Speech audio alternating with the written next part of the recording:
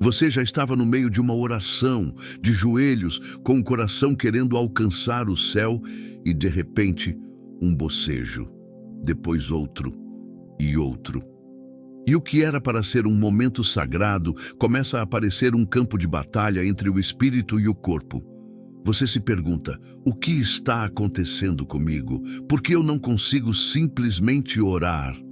E uma voz sutil, quase inaudível, começa a sussurrar no fundo da sua mente. Talvez Deus não esteja te ouvindo. Talvez você não seja espiritual o suficiente. Talvez você seja fraco demais para isso. Eu preciso que você pare aqui, respire e ouça com atenção o que Deus tem a dizer sobre esse momento exato da sua vida.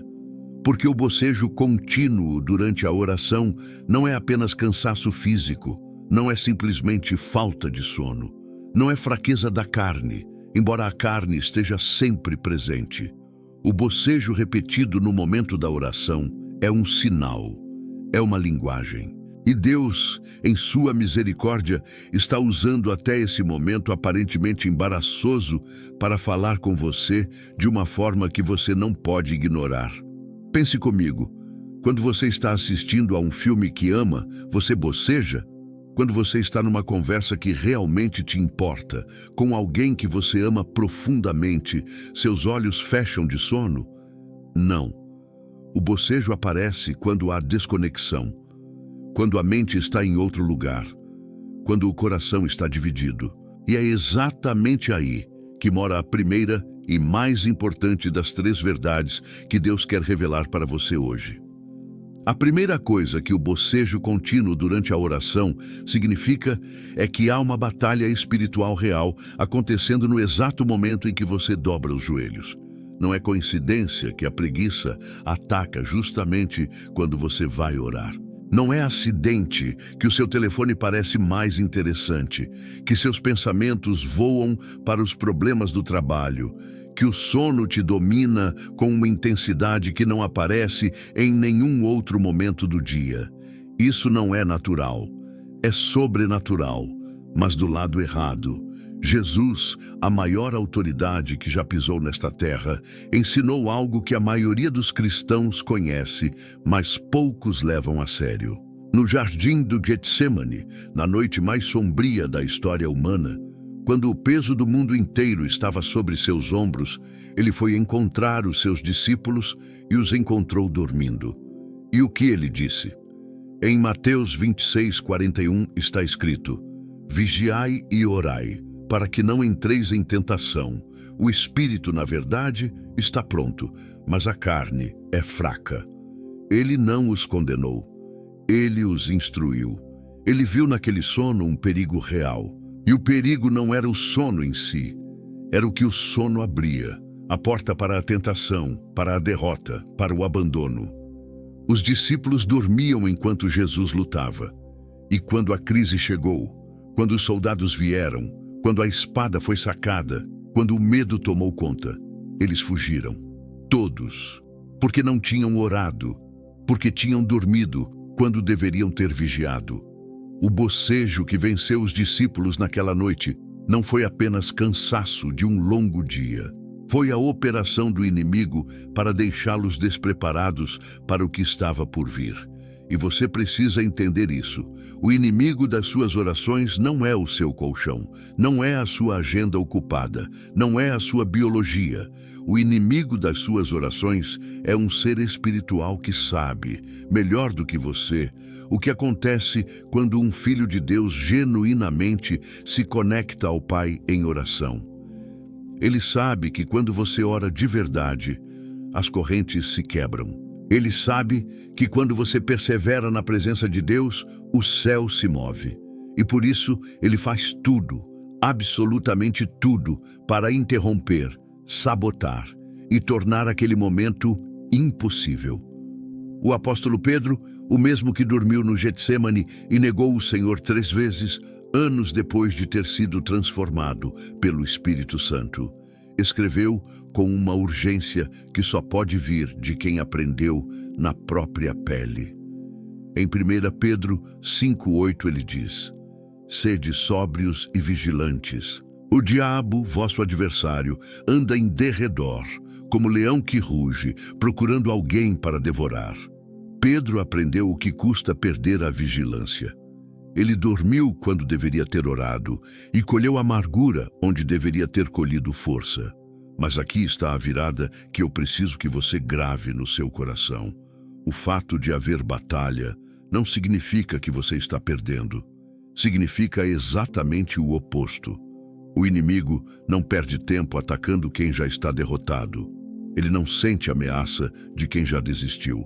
Se há resistência toda vez que você tenta orar, se há bocejos, distrações, sonolência, interrupções, é porque há algo em você que representa uma ameaça real ao reino das trevas.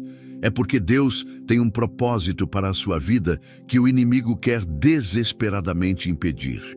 Entenda, o campo de batalha mais intenso da sua vida espiritual não é o seu trabalho, não é o seu casamento, não é a sua saúde. É o lugar onde você dobra os joelhos. É o momento em que você fecha os olhos e começa a falar com Deus. Ali, naquele espaço sagrado, se trava a guerra mais real que você já enfrentou. E o bocejo é uma das armas mais sutis e eficazes usadas contra você, porque ele não parece um ataque, parece fraqueza sua, parece fracasso seu, e aí você se culpa, se envergonha e muitas vezes desiste. Mas e se eu te dissesse que reconhecer a batalha é o primeiro passo para vencê-la? E se eu te dissesse que o simples fato de você continuar tentando orar, mesmo bocejando, mesmo lutando, mesmo com os olhos pesados, já é uma forma de vitória? Porque o inimigo não quer que você continue. Ele quer que você conclua que oração não funciona para você, que você não é o tipo de pessoa que consegue se conectar com Deus dessa forma. Ele quer que a vergonha substitua a perseverança. Jesus não abandonou o Getsêmani por causa do peso. Ele orou com mais intensidade. Lucas 22:44 descreve algo que desafia qualquer explicação humana. E posto em agonia, orava mais intensamente, e o seu suor tornou-se como grandes gotas de sangue que corriam até o chão. Orava mais intensamente. Quando a pressão aumentou, quando a carne clamava por alívio, quando o peso era esmagador, ele não recuou, ele aprofundou. E é isso que Deus está chamando você a fazer. Não a ser perfeito na oração, não a nunca bocejar, nunca se distrair, nunca lutar, mas a continuar, a reconhecer a batalha e escolher persistir mesmo assim. Porque é na persistência que a vitória é forjada. É na resistência que o caráter espiritual se forma. É no mais uma vez, depois do bocejo, que você declara ao inimigo e ao próprio céu: eu não vou desistir. A minha oração tem valor. A minha voz importa diante do trono de Deus. Você não boceja porque é fraco. Você boceja porque está em guerra. E guerreiros que reconhecem o campo de batalha são guerreiros que aprendem a lutar. Deus está te convidando hoje a olhar para aquele bocejo com outros olhos, não com vergonha, mas com determinação. Não como uma falha, mas como um sinal de que você está exatamente no lugar certo, fazendo exatamente a coisa certa, no momento em que o céu e o inferno observam o que você vai escolher fazer a seguir. Existe algo que ninguém te conta sobre a oração. Existe uma dimensão da vida espiritual que as pessoas evitam discutir porque parece muito desconfortável, muito íntima, muito reveladora. E é exatamente essa dimensão que o bocejo contínuo durante a oração frequentemente aponta. Porque a segunda coisa que esse fenômeno pode significar vai além da batalha espiritual externa. Ela aponta para algo interno, algo que vive dentro de você, no seu relacionamento com Deus, e que talvez você nunca tenha nomeado com clareza. A segunda verdade é esta: o bocejo contínuo pode ser o sinal de que sua alma está faminta de uma intimidade com Deus que vai além das palavras que você está usando. Pense nisso com seriedade. Há uma diferença enorme entre orar e se comunicar com Deus. Há uma diferença abissal entre recitar palavras diante do céu e genuinamente encontrar o Pai. E muitas pessoas, pessoas boas, pessoas sinceras, pessoas que amam a Deus, caíram numa forma de oração que virou rotina, que virou protocolo, que virou uma lista de pedidos apresentada a um Deus distante que existe para resolver problemas. E quando a oração se torna isso, algo dentro da sua alma começa a secar. Porque você foi criado para mais do que um relacionamento transacional com o Criador do universo. Você foi feito para comunhão. Você foi moldado para intimidade.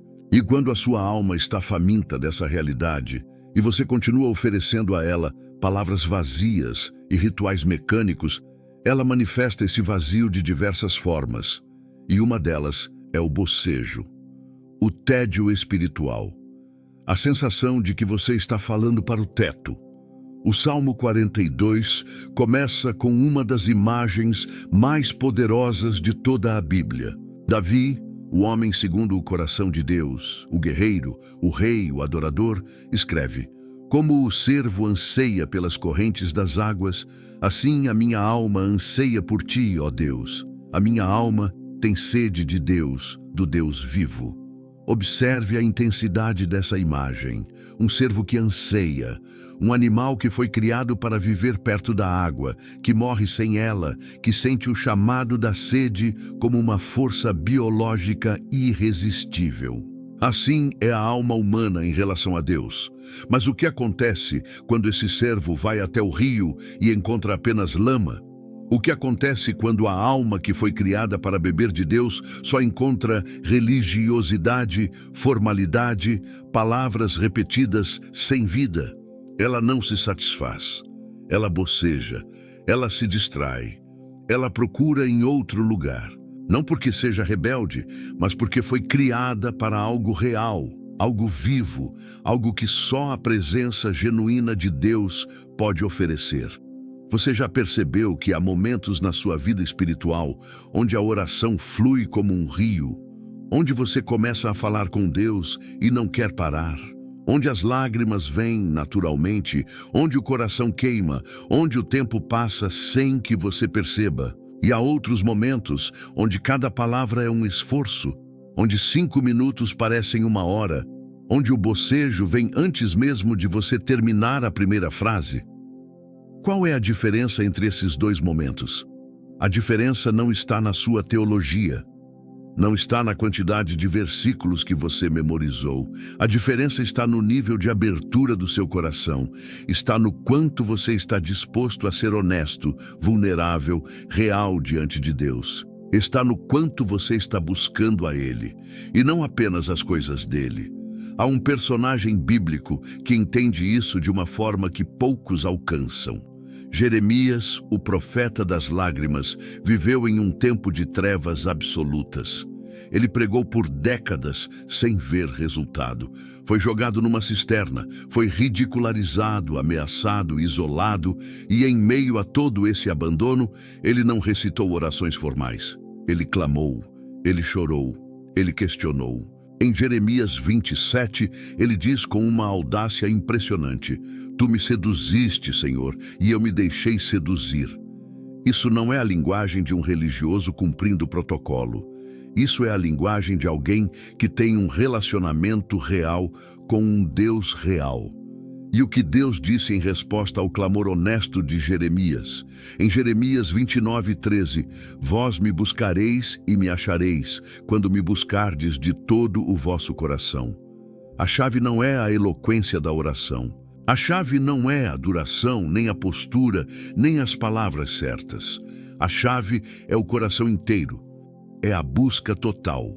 É a alma que abre mão da performance e se lança na presença de Deus como um cervo desesperado pelas correntes das águas. Agora eu quero que você faça uma pergunta honesta a si mesmo. Quando você ora, você está buscando a Deus ou está buscando as respostas de Deus? Há uma diferença fundamental entre essas duas buscas. Uma te coloca na presença dele, a outra te coloca numa fila de espera. Uma gera intimidade, A outra gera frustração. Uma resulta em vida, em fogo, em transformação. A outra resulta em tédio, em distração, em bocejo. Porque quando você busca genuinamente a Deus, não há cura, não há provisão, não há solução, mas a Ele mesmo, algo muda no espírito. Algo desperta. A alma que estava dormindo começa a acordar. E o bocejo que dominava aqueles momentos começa a ceder lugar a algo que só pode ser descrito como fome. Uma fome espiritual que não se satisfaz com nada menos do que a presença real do Pai. A mulher do fluxo de sangue, em Lucas 8, é para mim uma das imagens mais poderosas de como a busca genuína transforma um encontro. Ela não foi até Jesus para fazer uma oração bonita. Ela não tinha palavras preparadas. Ela estava exausta, humilhada, desesperada, e mesmo assim empurrou a multidão, rastejou se necessário e tocou a borda do manto dele. E naquele toque desesperado, naquela busca que custou tudo, o poder saiu de Jesus e ela foi curada instantaneamente. E Jesus parou, no meio da multidão, e perguntou: "Quem me tocou?" Porque havia uma diferença entre os que encostavam nele por acidente e aquela que tocou com toda a fé que ela tinha. A sua oração pode ser assim, não perfeita, não eloquente, mas real, desesperada, faminta, e quando a sua alma para de recitar e começa a buscar, quando você para de apresentar sua lista e começa a tocar a borda do manto, quando você para de falar para Deus e começa a falar com Deus, o bocejo some. Não porque o corpo não seja cansado, mas porque o espírito acordou. E um espírito que acordou na presença de Deus não tem sonolência que resista. Deixe que esse bocejo te incomode o suficiente para te mover. Deixe que ele não seja uma desculpa para encerrar a oração mais cedo, mas um chamado para aprofundá-la. Deus não está entediado com você. Deus não está olhando para o seu bocejo com decepção. Ele está olhando para você com a mesma ternura com que olha para um filho que está tentando, que está lutando, que ainda não sabe como, mas quer se aproximar. E esse querer, esse desejo honesto de mais, já é o começo da intimidade que transforma. Há algo que acontece na vida espiritual de uma pessoa que ninguém costuma chamar pelo nome.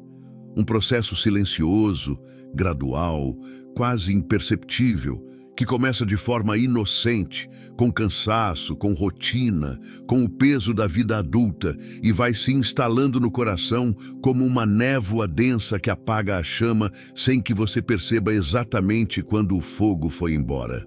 E quando essa névoa está presente, um dos seus primeiros sinais é aquele bocejo que não passa, aquela dificuldade de se conectar, aquela sensação de que as palavras sobem, mas o coração fica parado no chão. A terceira coisa que o bocejo contínuo durante a oração pode significar é que há algo não resolvido entre você e Deus. Não necessariamente um pecado grave, visível, óbvio. Pode ser algo muito mais sutil, uma mágoa não entregue, uma decepção não processada, uma promessa que parece não ter se cumprido. Uma temporada difícil que deixou cicatriz não só no corpo, mas na sua capacidade de confiar. O salmista Davi, de novo, nos dá uma janela para essa realidade. No Salmo 66:18, ele escreve com uma clareza que corta: "Se eu tivesse alimentado iniquidade no meu coração, o Senhor não me teria ouvido." Iniquidade no coração. Não necessariamente um ato externo, uma postura interna, uma resistência escondida, uma área onde você ainda não entregou o controle. E essa área não resolvida, cria o que eu chamaria de interferência espiritual, como estática num rádio que impede que a frequência seja captada com clareza.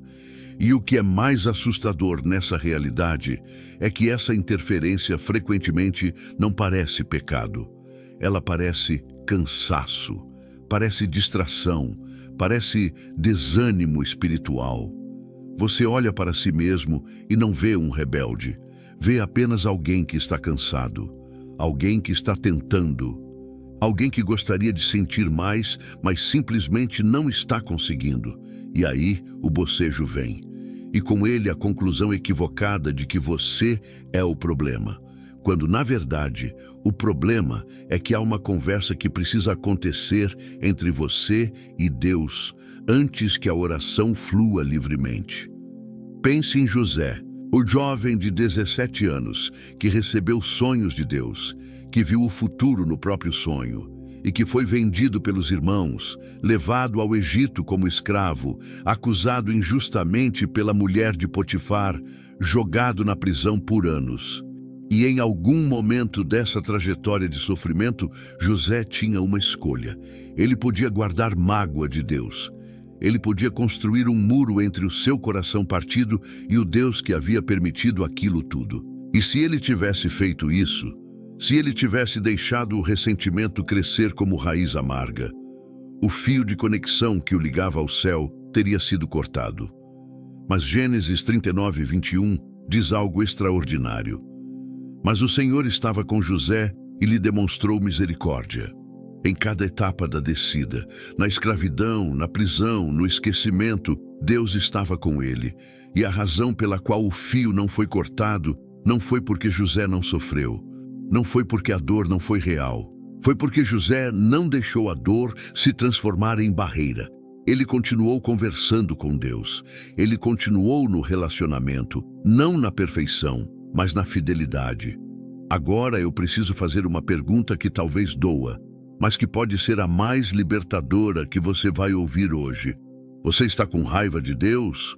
Não a raiva óbvia, que você reconheceria facilmente, mas aquela mágoa silenciosa que diz: eu orei tanto, confiei tanto, esperei tanto, e não foi como eu pedi. Aquela decepção com o caminho que Ele escolheu para a sua vida.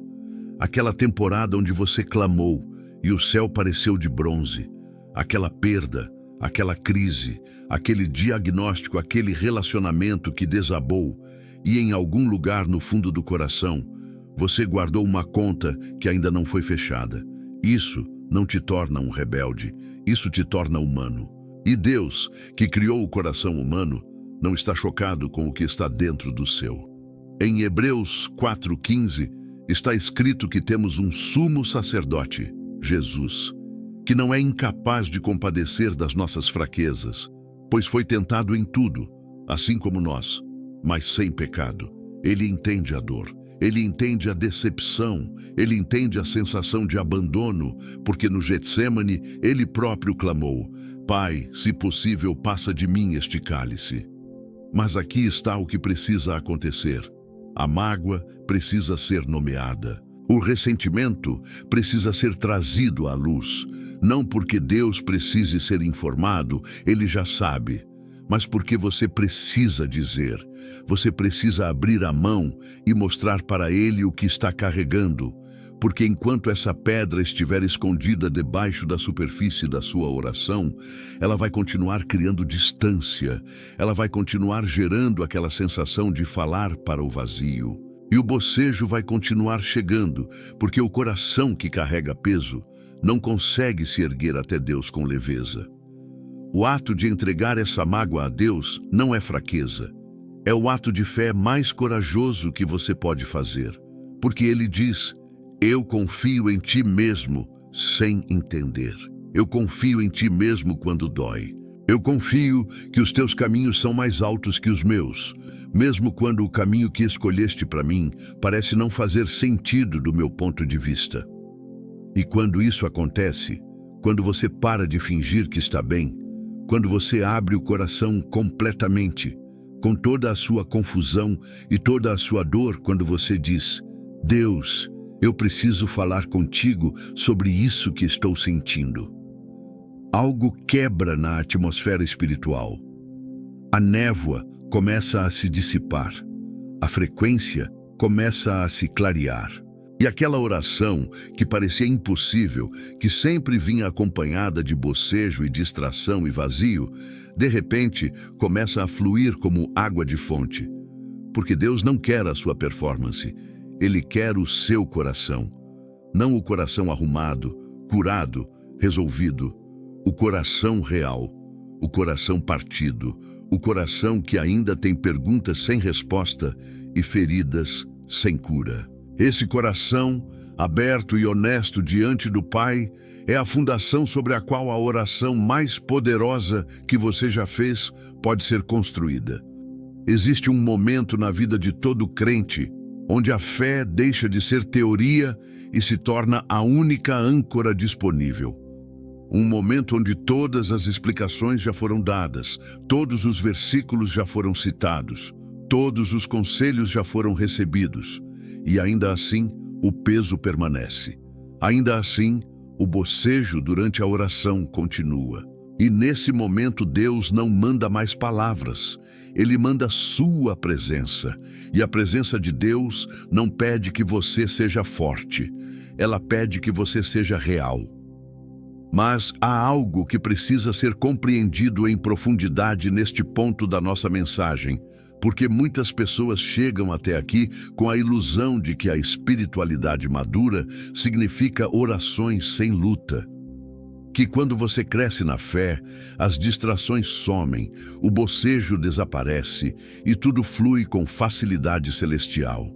E quando a realidade não corresponde a essa expectativa, a conclusão é que algo está errado com você, que você é o único crente que luta para se concentrar, que os outros, os que parecem radiantes no culto, os que falam com naturalidade sobre suas experiências com Deus, não enfrentam o que você enfrenta. Isso é uma mentira que paralisa. Eu preciso desfazê-la agora com a autoridade da palavra de Deus.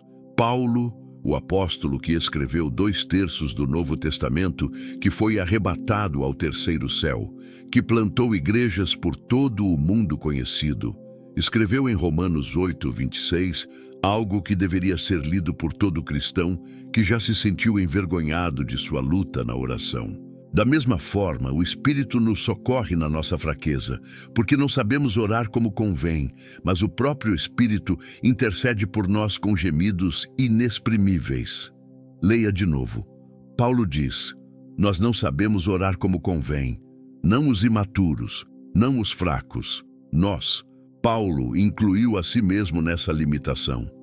E o que Deus fez diante dessa fraqueza universal da oração humana? Ele enviou o Espírito Santo, não para condenar a fraqueza, mas para completá-la. O Espírito Santo intercede, com gemidos que as palavras humanas não conseguem expressar. Isso significa que no exato momento em que você está ali, bocejando, lutando, sem saber o que dizer, o Espírito de Deus já está intercedendo por você com uma profundidade que vai além de qualquer linguagem humana. Você não precisa ser eloquente para ser ouvido. Você não precisa ter as palavras certas para que o céu preste atenção. Você precisa estar presente. Você precisa estar lá com o coração aberto, com a disposição de ser encontrado. E o Espírito faz o resto. Essa é a graça mais extraordinária que existe no ministério da oração. Deus mesmo supre o que nos falta. Pense em Elias, o profeta que chamou fogo do céu. Em 1 Reis 18, ele enfrenta os 450 profetas de Baal no Monte Carmelo e presencia um dos maiores milagres registrados nas Escrituras. Fogo desce do céu, o povo se prostra, o avivamento chega. E o que acontece no capítulo seguinte? Em 1 Reis 19:4, esse mesmo Elias, o homem do fogo, o guerreiro espiritual, está deitado debaixo de um zimbro, pedindo para morrer. Já basta, Senhor, tira-me a vida. O profeta que chamou fogo do céu estava tão exausto, tão espiritualmente seco, tão incapaz de continuar, que pediu para morrer. E o que Deus fez? Não pregou para ele, não o repreendeu pela fraqueza, não o comparou com os que eram mais fortes. Ele mandou um anjo que o tocou e disse: levanta-te e come, porque o caminho é longo demais para ti. Deus entendeu que o corpo precisava ser restaurado antes que o espírito pudesse continuar.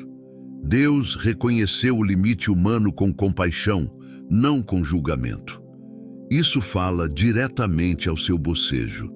Às vezes, O bocejo durante a oração não é apenas batalha espiritual, ou mágoa não resolvida, ou fome de intimidade. Às vezes, é simplesmente o seu corpo dizendo: eu preciso de cuidado. E Deus, que te criou como ser integral, com corpo, alma e espírito, não ignora essa realidade. Ele não exige que você ore de joelhos durante 1 hora quando seu corpo está em colapso. Ele não mede a qualidade da sua espiritualidade pela sua resistência física. O que ele pede é integridade, cuidado com o templo que ele habita. Em 1 Coríntios 6, 19 e 20, Paulo escreve: ou não sabeis que o vosso corpo é templo do Espírito Santo, que habita em vós, proveniente de Deus. Portanto, glorificai a Deus no vosso corpo. O cuidado com o corpo é um ato espiritual. O descanso é sagrado. O sono necessário não é falta de fé, é sabedoria. E quando você cuida do templo onde Deus habita, você está criando condições para que a oração flua com mais força e mais clareza. Mas há uma camada ainda mais profunda aqui que eu não posso deixar passar. Porque quando Paulo fala que o Espírito intercede por nós, com gemidos inexprimíveis, ele está revelando algo sobre a natureza da oração que vai muito além da técnica ou da disciplina. Ele está dizendo que a oração genuína não é uma conquista humana, é uma participação divina. É o Espírito de Deus em você alcançando o Pai e você simplesmente sendo o canal disponível para essa comunicação celestial. Isso muda tudo. Porque se a oração é primariamente obra do Espírito e não do esforço humano, então sua tarefa não é gerar fervor. Sua tarefa é ceder. Não é produzir emoção, é se render. Não é performance, é presença. E quando você entende isso, a pressão que você colocou em si mesmo para orar certo, para sentir suficiente, para durar tempo bastante, essa pressão começa a se dissipar. E no espaço que ela ocupava, o Espírito começa a se mover. Deixe o Espírito Santo ser o líder da sua oração, não você. Deixe ele guiar as palavras, direcionar o coração, revelar o que precisa ser dito. E quando o bocejo vier, em vez de lutar contra ele com força própria, simplesmente diga: Espírito Santo, tu és bem-vindo aqui. Ora em mim onde eu não sei orar. Move onde eu estou parado. Fala onde eu estou sem palavras. Esse é o tipo de rendição que não enfraquece a oração, que a transforma. Há uma transição que acontece na vida de todo crente que decide não desistir da oração, apesar das lutas. Uma passagem que não é dramática, que não vem com fanfarra ou fogo visível, mas que é tão real quanto qualquer experiência que você já teve na presença de Deus. É a transição da oração como esforço para a oração como estilo de vida. E compreender essa transição pode ser o ponto de virada que você precisava. Porque uma das razões pelas quais o bocejo domina tantas sessões de oração é que a maioria dos crentes foi ensinado a encarar a oração como um evento, um bloco de tempo separado, um ritual com começo e fim, algo que você faz e depois termina. E quando a oração é apenas um evento, ela compete com todos os outros eventos da sua vida. O trabalho, as responsabilidades, o descanso, o entretenimento. E frequentemente, quando chega a hora da oração, você já gastou toda a sua energia viva nos outros eventos do dia. E o que sobrou é justamente o cansaço que o bocejo expressa. Paulo, em 1 Tessalonicenses 5,17, deu uma instrução que parece impossível à primeira vista. Orai sem cessar. Sem cessar. Como um ser humano com agenda, compromissos, família, trabalho, pode orar sem cessar. A resposta não está em passar 24 horas ajoelhado. Está em compreender que a oração não é apenas um ato isolado, é uma postura de coração, é uma orientação permanente da alma em direção a Deus, que pode acontecer no meio do trânsito, no silêncio entre reuniões, no caminhar até o próximo cômodo, no momento de abrir os olhos pela manhã, antes que o primeiro pensamento seja sobre os problemas do dia. Quando a oração deixa de ser um evento e se torna uma atmosfera, o bocejo perde poder. Porque você não está mais forçando uma conexão num bloco específico de tempo. Você está mantendo uma conexão contínua que se aprofunda em momentos específicos de oração mais intensa. A diferença é fundamental. No primeiro modelo, você está tentando ligar o motor do zero toda vez. No segundo, o motor já está aquecido e os momentos de oração formalizada são momentos de aceleração, não de partida. O tabernáculo no deserto, que Deus mandou Moisés construir em Êxodo 25, 27, tinha uma estrutura específica que não era acidental. Havia o átrio externo, o lugar santo e o lugar santíssimo. E o acesso ao lugar santíssimo, onde a presença de Deus habitava de forma mais densa, onde o véu separava o humano do divino, era restrito, cuidadoso, processado. Ninguém entrava ali de qualquer forma ou a qualquer hora. Havia preparação, havia purificação, havia um caminho. Mas quando Jesus morreu na cruz, em Mateus 27, 51, o véu do templo se rasgou de cima a baixo. De cima, de Deus em direção ao homem, não do homem em direção a Deus. Isso não é detalhe. Isso é o anúncio mais revolucionário da história. O acesso ao lugar santíssimo, a presença mais íntima de Deus, foi aberto para você, não como visitante ocasional, como filho, como alguém que tem o direito de habitar ali. E habitar é diferente de visitar. Visitas têm hora de entrar e hora de sair. Habitação é permanência, é intimidade cotidiana, é a mesa posta, não o banquete de ocasião. E é para essa forma de habitar na presença de Deus que você foi chamado. Não a visitar Deus nos seus blocos de oração, mas a aprender a permanecer nele ao longo de todo o dia. João 15, 4, 5 registra uma das instruções mais preciosas que Jesus deu. Permanecei em mim e eu em vós. Como o ramo não pode dar fruto de si mesmo se não permanecer na videira, assim também vós não podeis dar fruto se não permanecerdes em mim. Eu sou a videira, vós, os ramos. Permanecer. Não visitar, permanecer. E o fruto, tudo que você quer ver nascer na sua vida espiritual, na sua oração, na sua capacidade de se conectar com Deus. O fruto não vem do esforço do ramo, vem da conexão com a videira. Quando você começa a praticar essa permanência ao longo do dia, quando você fala com Deus no carro, quando você entrega os momentos de ansiedade a Ele enquanto eles acontecem, quando você cultiva essa orientação contínua do coração em sua direção, algo extraordinário começa a acontecer com os seus momentos formais de oração. Eles deixam de ser um esforço para se tornar uma continuação. Você não está mais tentando entrar na presença de Deus do zero. Você está simplesmente aprofundando uma conversa que nunca parou. E nesse contexto, o bocejo perde sua força. Não porque o corpo não seja mais cansado, mas porque o espírito já está vivo.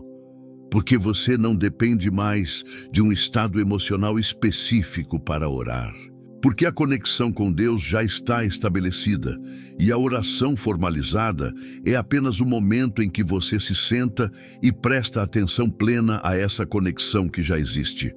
Isso também transforma o que você ora. Quando a oração é permanente, ela deixa de ser uma lista de pedidos e se torna um diálogo real. Você começa a ouvir tanto quanto fala. Você começa a perceber a voz suave de Deus, não apenas nos momentos de silêncio formal, mas no meio da vida, numa palavra lida no trabalho, numa conversa com um amigo, numa música que começa a tocar no momento exato.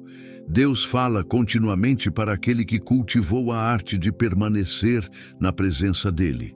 E quando chega o bocejo, você aprende a recebê-lo de forma diferente, não como fracasso, como um lembrete, como um sinal de que o corpo precisa do que o espírito já tem.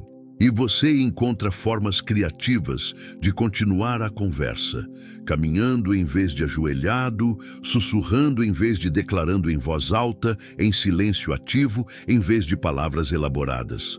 Porque a oração que habita não tem uma única forma. Ela é tão viva quanto o Deus com quem você está falando. Chegamos agora ao coração do que talvez seja a verdade mais transformadora desta mensagem. Porque até aqui falamos sobre a batalha espiritual por trás do bocejo, sobre a fome de intimidade que ele revela, sobre as questões não resolvidas que cria interferência, sobre a fraqueza legítima da carne que o Espírito Santo supre, e sobre a transição da oração como evento para a oração como estilo de vida. Mas existe uma dimensão ainda mais profunda que precisa ser alcançada. Uma dimensão que vai direto ao núcleo da identidade espiritual de quem você é em Cristo. Porque existe uma batalha que não é apenas sobre o bocejo durante a oração. É uma batalha sobre quem você acredita que é diante de Deus. E essa batalha de identidade é, em última análise, o que determina se a sua vida de oração vai florescer ou murchar, se vai produzir fruto ou continuar no ciclo de tentativas e frustrações. Há um princípio que perpassa toda a Escritura e que raramente é ensinado com clareza. Você ora a partir de quem você acredita ser, não a partir do que sente. Se você acredita que é indigno, você ora como alguém pedindo permissão. Se você acredita que é aceito somente quando está performando bem, você ora com o coração tenso, monitorando cada palavra, temendo que não seja bom o suficiente. E se você acredita que o bocejo prova sua inadequação espiritual, você entra na oração já derrotado, e a derrota se torna uma profecia que se cumpre. Mas o que Deus diz sobre quem você é? Efésios 1:3-6 declara com uma clareza que deveria mudar para sempre a forma como você se aproxima de Deus. Bendito seja o Deus e Pai de nosso Senhor Jesus Cristo, o qual nos abençoou com todas as bênçãos espirituais nos lugares celestiais em Cristo, como também nos elegeu nele antes da fundação do mundo, para que fôssemos santos e irrepreensíveis perante ele em amor, e nos predestinou para sermos adotados filhos seus, por meio de Jesus Cristo, segundo o beneplácito de sua vontade, para louvor da glória da sua graça, pela qual nos fez agradáveis a si no amado. Agradáveis a si no amado. Não na sua performance, no amado, em Cristo Jesus. Isso significa que quando você se aproxima do Pai em oração, você não está chegando como um estranho implorando acesso. Você está chegando como filho, como alguém que foi declarado aceito, não pela qualidade da sua oração, mas pela perfeição do sacrifício de Jesus. E isso muda radicalmente a postura com que você ora. Pense em como um filho pequeno se aproxima do Pai. Ele não prepara um discurso. Ele não se preocupa com a qualidade das suas palavras. Ele vai ao Pai da forma que está, com os joelhos sujos, com o cabelo despenteado, com uma história confusa e incompleta. E o Pai o recebe. Porque a relação não é baseada na performance do filho, mas no amor do Pai. Em Lucas 15, Jesus conta a parábola do filho pródigo. E o momento mais poderoso dessa parábola não é a festa que o pai promove, é o que acontece antes. Enquanto o filho ainda estava longe, ainda com o cheiro do chiqueiro, ainda com a roupa rasgada, ainda com a vergonha viva no rosto, o pai o viu e correu. O pai correu e caiu sobre seu pescoço e o beijou antes de qualquer explicação. Antes de qualquer pedido de desculpas, antes que o filho terminasse de dizer o discurso que havia preparado. Esse é o Deus que te aguarda quando você abre a boca para orar. Não um juiz esperando avaliar a qualidade da sua oração. Um pai que correu em direção a você enquanto você ainda estava longe. E se isso é verdade, e é verdade, então o bocejo não é motivo de vergonha. É simplesmente um sinal de que você chegou cansado. E pais recebem filhos cansados com amor, não com julgamento. Hebreus 4,16, esse versículo que precisa ser inscrito no coração de todo crente que luta na oração, declara: cheguemos, pois, com confiança ao trono da graça, para que possamos receber misericórdia e encontrar graça para ajuda em tempo oportuno. Com confiança, não com medo, não com vergonha. Com confiança, porque o trono não é de julgamento, é de graça. E você foi chamado a chegar, não quando estiver melhor, não quando tiver superado o bocejo, não quando sua vida espiritual estiver em ordem. Agora, como você está? Cheio de limitações e fraquezas, com toda a sua humanidade e com toda a plenitude da sua filhagem em Cristo. Quando essa verdade de identidade se instala no coração, quando você para de orar como servo, implorando favor, e começa a orar como filho exercendo herança, a qualidade da sua oração muda de forma que você não pode fabricar. Não é entusiasmo gerado por esforço, é confiança nascida de revelação, a revelação de que você pertence, de que você tem lugar à mesa do Pai, de que a sua voz é bem-vinda no céu, não porque você merece, mas porque Cristo te tornou bem-vindo. E quando essa confiança cresce, o bocejo não te derrota mais. Porque você não está mais dependendo do seu estado emocional para definir a validade da sua oração. Você não precisa sentir fogo para saber que está sendo ouvido. Você não precisa de lágrimas para saber que sua palavra alcança o trono. Você sabe, com o conhecimento que vai além do sentimento, que o Pai te está ouvindo, que o Espírito está intercedendo, que Jesus, o grande sumo sacerdote, está apresentando as suas orações ao Pai. E essa certeza é a âncora que mantém a oração viva, mesmo quando o corpo boceja, mesmo quando as palavras não saem, mesmo quando a emoção não aparece. Chegamos ao fim desta jornada, mas na verdade chegamos ao começo. Porque tudo que foi dito até aqui não tem valor se permanecer como conhecimento intelectual. A palavra de Deus só transforma quando encontra um coração disposto a dizer sim. E é isso que Deus está buscando agora, neste exato momento. Não a sua perfeição, não a sua força, não a sua capacidade de nunca mais bocejar durante a oração.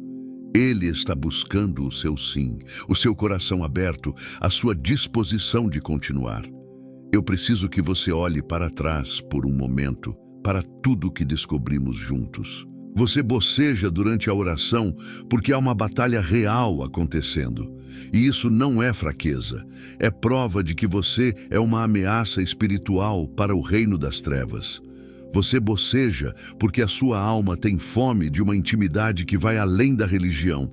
E essa fome não é punição, é convite. Você boceja porque há questões não resolvidas no coração que precisam ser entregues ao Pai com honestidade. E essa honestidade não é falta de fé, é a matéria-prima da fé mais profunda que você já viveu. Você boceja porque a carne é fraca e o Espírito Santo não condena essa fraqueza. Ele a supre com gemidos que o céu entende. E no centro de tudo isso, uma verdade maior do que todas. Você é filho de Deus. Não por mérito, não por performance, por graça, pela fé, pela obra consumada de Jesus Cristo na cruz. E essa identidade de filho não depende da qualidade da sua oração para ser verdadeira. Ela é verdadeira quando você boceja, quando você luta, quando as palavras não saem, quando o coração parece de pedra. Você continua sendo filho, e o Pai continua correndo em direção a você. Em Isaías 40, 29 e 31, o profeta escreve palavras que foram escritas para este momento da sua vida. Ele dá força ao cansado e multiplica o vigor ao que não tem nenhum. Os jovens se cansarão e se fatigarão, e os mancebos cairão. Mas os que esperam no Senhor renovarão as forças, subirão com asas como águias, correrão e não se cansarão, caminharão e não se fatigarão. Os que esperam no Senhor, não os que nunca se cansam. Os que no cansaço continuam esperando, os que no bocejo continuam se aproximando, os que na luta não abandonam o campo. Essa é a promessa que Deus está fazendo para você hoje. Não que o cansaço nunca voltará, não que a batalha acabará, mas que quem espera nele, quem persiste, quem volta, quem não desiste apesar de tudo, receberá renovação. Receberá força que não é gerada pelo esforço humano, mas dada pelo Deus que cria de novo, que renova de dentro para fora, que transforma o cansado em águia.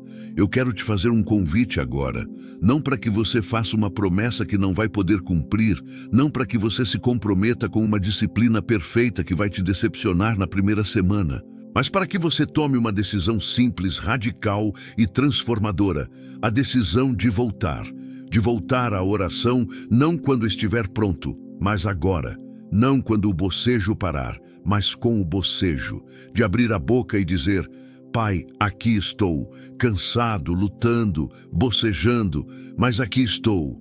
Porque é exatamente esse filho que o pai estava esperando, não o filho perfeito, o filho que voltou, o filho que apesar de tudo escolheu casa. E hoje algo precisa mudar no profundo da sua história com Deus. Não amanhã, não depois que a vida melhorar, não depois que você resolver todas as questões que criam interferência na sua oração. Hoje, agora, neste momento em que a palavra alcançou o seu coração e o Espírito está se movendo com uma suavidade que só você pode sentir, hoje é o dia. Hoje se quebra toda a corrente de desânimo que dizia que a oração não é para você. Hoje se dissolve toda a névoa de vergonha que te fazia esconder a luta em vez de apresentá-la ao Pai. Hoje você recebe nova compreensão do que significa orar, não como performer diante de um juiz, mas como filho amado que corre para os braços do Pai com tudo que é e com tudo que carrega. E a promessa que sela esta mensagem, que fecha esta jornada, que envia você de volta à vida com uma certeza que nenhum bocejo pode roubar, está escrita em Filipenses 4, 6, 7. Não andeis ansiosos por coisa alguma, antes em tudo sejam os vossos pedidos conhecidos diante de Deus, pela oração e súplica com ações de graças. E a paz de Deus, que excede todo o entendimento, guardará os vossos corações e os vossos pensamentos em Cristo Jesus. A paz que excede o entendimento. Não a paz que você conquista quando orar bem. A paz que Deus guarda em você enquanto você ora, do jeito que você consegue, com as palavras que tem, com o coração aberto. Essa paz não depende da qualidade da sua oração. Ela é a resposta de Deus à sua disposição de chegar. Então chega, com o bocejo e tudo. Chega, com a luta e tudo. Chega, com as perguntas sem resposta e tudo. Chega, com a mágoa velha e a dúvida nova e o coração cansado. Chega, porque o Pai que te viu de longe está correndo em direção a você agora. E em seus braços você vai descobrir que a oração que você pensava que estava fazendo errada durante todo esse tempo era, na verdade, a mais honesta, a mais corajosa, a mais real que você já fez. Hoje, a sua história com a oração começa de novo. Não do zero, mas de um lugar mais profundo, com mais verdade, com mais graça, com mais consciência de quem você é e de quem está te ouvindo. Vá e ore, e quando o bocejo vier, e ele virá, sorria para ele e continue, porque você agora sabe o que ele significa, e você sabe quem está do outro lado da conversa. Buscai ao Senhor enquanto se pode achar, invocai-o enquanto está perto. Isaías 55, 6.